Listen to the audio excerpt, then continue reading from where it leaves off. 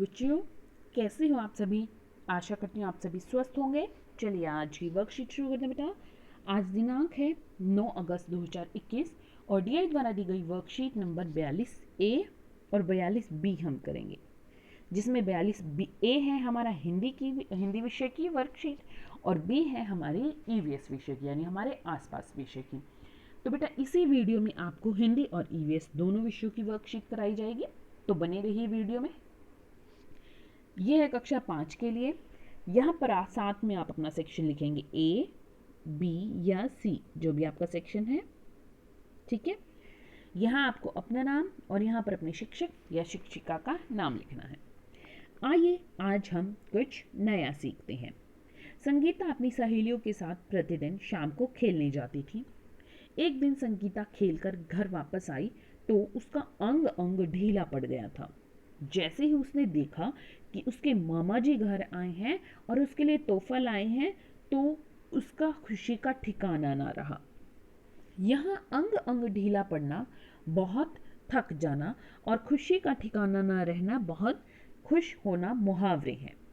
जब कोई वाक्यांश या शब्द समूह अपना सामान्य अर्थ न देकर विशेष अर्थ व्यक्त करने लगता है तो उसे मुहावरा कहते हैं। तो मुहावरा क्या होता है बेटा, कि कोई भी वाक्यांश या शब्द जो वो जो उस वाक्यांश या मुहावरे में शब्दों का प्रयोग करके वो लाइन बन रही है, वो जो हमारा मुहावरा बन रहा है, वो अर्थ ना देकर उसका कुछ और अर्थ निकलता हो तो वो हमारा मुहावरा होता है। जैसे देखो, अब यहाँ पर खुशी का ठिकाना ना रहा, तो अगर इसको देखेंगे तो हम इसको देखकर ऐसा लग रहा है कि खुशी इधर उधर भाग रही है, उसका पता नहीं वो कहाँ रहती है, ये इसका अर्थ है। लेकिन अगर इसको हम मुहावरे के अर्थ से जानेंगे तो इसका मतलब होता है बहुत खुश होना। अब अंग अंग ढीला पड़ना, तो हो सकता है अंग अंग ढीला पड़ना यानी बहुत उसने लूज कपड़े पहन लिए, बहुत ढीले ढाले कपड़े पहन लिए, उसके अंग ढीले ढीले से पड़ गए, ठीक है, या उसको कोई दिक्कत हो गई, उससे उसके अंग ढीले हो गए। लेकिन अंग अंग ढीला पड़ना जो हमारा मुहावरा है, उसका अर्थ होता है बहुत थक जाना। तो बेटा यहाँ पर इनमें जो शब्द समूह है, इनका सामान्य अर्थ ना होकर विशेष अर्थ हो जाता है, तभी इनको हम मुहावरे कहते हैं। भाग 1, नीचे दिए गए चित्रों को देखकर अनुमान लगाइए, सही मुहावरे से मिलाइए। देखिए कैसे। यहाँ पर पहला है, देखिए कुछ ये इस तरह से बच्चा सोच रहा है खाना, और यहाँ चूहा दिया हुआ है। अगले में आंखें और ये तारा दिया हुआ है। फिर ये जमीन का कुछ टुकड़ा सा है और ये पैर दिए हुए हैं। सामने देखो क्या है, जमीन पर पैर ना पड़ना, तो जमीन पर पैर ना पड़ना। यहाँ आगे है पेट में चूहे कूदना, तो ये पेट दिखा रहे हैं और ये चूहे दिखा रहे हैं, पेट में चूहे कूदना। आगे है आंख और तारा, आंखों का तारा होना। तो क्या क्या बने, पेट में चूहे कूदना, आंखों का तारा होना और जमीन पर पैर ना पड़ना। आगे बेटा प्रश्न 2, निम्नलिखित मुहावरों के अर्थ लिखकर वाक्य बनाइए। चिकना घड़ा, चिकना घड़ा का अर्थ होता है बेटा कहने का कोई असर ना होना। क्या होता है इसका अर्थ, कहने का कोई असर ना होना। जैसे अगर आप किसी को बार बार कोई बात कहते हो कि ये काम इस तरह से नहीं करना, ये काम इस तरह से करना है, जैसे आप अपने दोस्त को किसी को समझा रहे हो कि ये सवाल ऐसे नहीं करना, मैं बताता हूँ तुम्हें ऐसे करना है, तुम आप उसको बार बार बता रहे हो आप, लेकिन वो फिर भी उसी तरीके से कर रहा है, तो वो क्या हो गया, वो चिकना घड़ा हो गया, उसको बार बार कहने का भी कोई असर नहीं हो रहा। तो यहाँ पर कहने का कोई असर ना होना, चिकना घड़ा का अर्थ है। अब वाक्य आप कोई भी बना सकते हैं कि राम एक चिकना घड़ा है, ठीक है, कि क्या हो जाएगा, राम पर कहने का कोई असर नहीं पड़ता। क्या लिख सकते हैं आप, यहाँ पर राम एक चिकना घड़ा है, यानी राम पर कहने का कोई असर नहीं है। अब आगे देखते हैं, आंखें खुलना, आंखें खुलना का क्या अर्थ होता है? आंखें खुलना का अर्थ होता है होश में आना। आंखें खुलना का मतलब क्या होता है? होश में आना। जैसे किसी को चोट लग जाती है, ठीक है, वो बेहोश हो जाए और उसको हम जैसे फर्स्ट एड दे रहे हैं, उसके हाथ पैर रगड़ रहे हैं, तो उसकी एकदम से आंख खुलती है, यानी उसको होश आ जाता है। ठीक है, तो यहाँ पर हम क्या करते हैं, ये हम लिख सकते हैं कि राम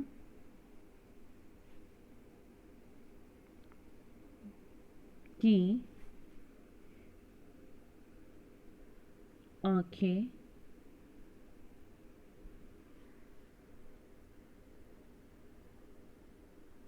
खुल गई, यानी राम को होश आ गया, राम की आंखें खुल गई या राम ने आंखें खोल ली, यानी राम को होश आ गया।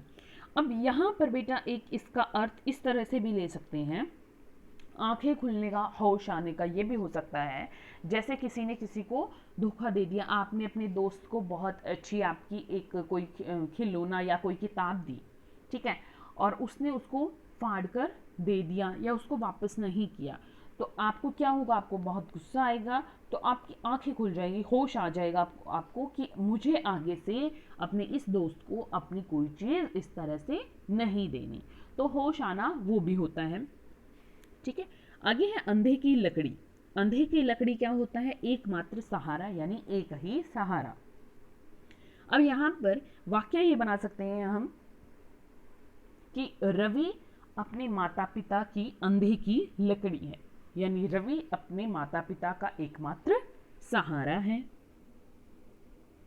रवि अपने माता पिता की अंधे की लकड़ी है। अंधे की लकड़ी है। ठीक है, आगे देखते हैं बेटा, आओ बातचीत करें। अब इसमें क्या करना है प्यारे बच्चों? साथ में दिए गए चित्र को ध्यान से देखो। ये चित्र यहाँ पर ध्यान से देखिए, ये वाला। आपको क्या लगता है चित्र में दिख रहे व्यक्ति क्या बातें कर रहे होंगे? अनुमान लगाकर उनके संवाद बातचीत को जोर जोर से बोलिए और अपनी कॉपी में लिखिए। तो देखो यहाँ पर बाढ़ आई हुई है, चारों तरफ पानी ही पानी है, एक लड़की और एक औरत बैठे हैं, तो इसमें क्या बातें कर रहे होंगे? हो सकता है ये लड़की कह रही हो कि माँ चारों तरफ पानी ही पानी भर गया है, क्या हम कैसे बचेंगे, ठीक है, या हम यहाँ से कैसे बाहर निकल पाएंगे। इसकी माँ कहती है चिंता मत करो बेटी, सब ठीक होगा। ठीक है, आप इसी तरह से कोई और वाक्य भी बना सकते हैं, कोई और इनके संवाद भी बना सकते हैं कि ये बातें कर रहे होंगे। अभिभावकों के लिए सुझाव है कि बच्चों को घर पर आए अतिथि का उत्साहपूर्वक आदर सत्कार करने के लिए प्रेरित कीजिए। तो बच्चों, आपको कार्यपत्रिका मजेदार लगी ना? अब झटपट बताइए कि आज आपने क्या नया सीखा। आज का कोविड का मैसेज है, अपने हाथों को साबुन और पानी से नियमित रूप से धोएं, तभी हम कोरोना से बच सकते हैं। बेटा ये हिंदी की वर्कशीट यहीं पर खत्म हो रही है। अब देखते हैं ईवीएस की वर्कशीट। ये देखिए, ये है हमारी ईवीएस की 42B वर्कशीट है। ठीक है, ईवीएस यानी हमारे आसपास की का क्लास 5 के लिए यहाँ आपको अपना नाम और यहाँ पर अपनी टीचर का नेम लिखना है। बच्चों, हम सब भारतवासी एक परिवार की भांति रहते हैं। हमारे देश में 28 राज्य हैं। यहाँ अलग अलग धर्म और संस्कृति के लोग मिलजुल कर रहते हैं। कोई केरल में रहता है, कोई राजस्थान में, कोई मध्य प्रदेश में, तो कोई असम में, लेकिन हम सब कहलाते भारतवासी ही हैं। तो बच्चों, आज हम बात करेंगे भारत के राज्यों के बारे में। पहला प्रश्न है यहाँ पर, जो पहला भाग है वो है, प्यारे बच्चों नीचे आपको भारत के मानचित्र में सभी राज्य दर्शाए गए हैं। मानचित्र के राज्यों की संख्या द्वारा चिन्हित किया गया है। अब आप मानचित्र की सहायता से राज्यों के नाम को पूरा कर अपनी कॉपी में लिखिए। तो यहाँ पर देखते हैं कैसे है ये देखिए, ये है हमारा भारत का मानचित्र। ठीक है, ये है भारत का मानचित्र। इसमें क्या किया गया है देखो, सबसे पहले ये, फिर ये, इस तरह से इन पे नंबर दिए गए हैं। और आपको क्या किया गया है, जैसे नंबर एक है कुछ इस तरह से, ही डैश च डैश प प्र डैश श।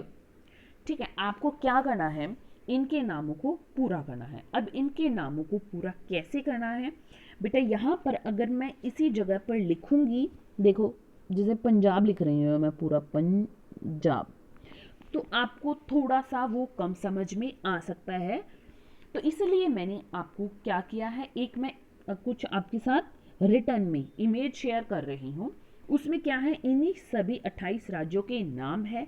आपको क्या करना है, बस उन राज्यों को देखना है कि पहला यहाँ पर कौन सा है, हिमाचल प्रदेश। और फिर ये देखिए, मैं एक दो आपको जैसे यहाँ बता देती हूँ। पहला है हिमाचल प्रदेश, पंजाब, उत्तराखंड, हरियाणा, राजस्थान। और छठा देखो ये यहाँ पर, ये है गुजरात। सातवां है ये मध्य प्रदेश। आठवां है ये उत्तर प्रदेश। नौवां है यहाँ पर बिहार। तो इसी तरह से आपको क्या करना है, सभी के नाम अपनी कॉपी में लिख लेने हैं। तो दिखाती हूँ आपको वो इमेज बेटा, ये देखिए, ये है राज्यों के नाम। ठीक है, और इसमें एक ये भी बहुत अच्छी बात है कि आप क्या कर सकते हो, इस ट्रिक से इन राज्यों के नाम याद कर सकते हो। कैसे, जैसे ऊपर दिया गया है, मित्र अतरा मुझसे कहता है मैं अपने 6 बागों में आम की उपज उगाऊं।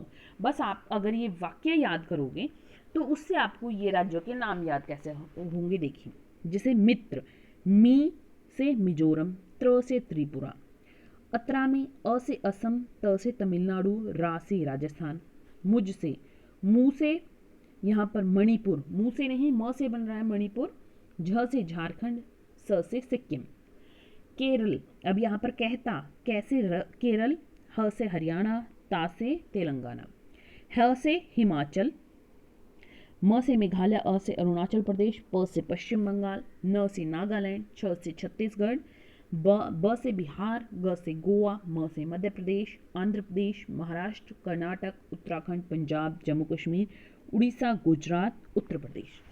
ठीक है, ये आप इस तरह से याद भी कर सकते हो। और अगर आपको नहीं याद हो रहे तो अभी फिलहाल वर्कशीट के लिए, जैसे सबसे पहले उन्होंने क्या दिया हुआ, हिमाचल प्रदेश, तो आप देख सकते हैं ये रहा हिमाचल प्रदेश। ठीक है, प्रदेश आप इसमें पीछे स्वयं लगा सकते हैं, प्रदेश, हिमाचल प्रदेश।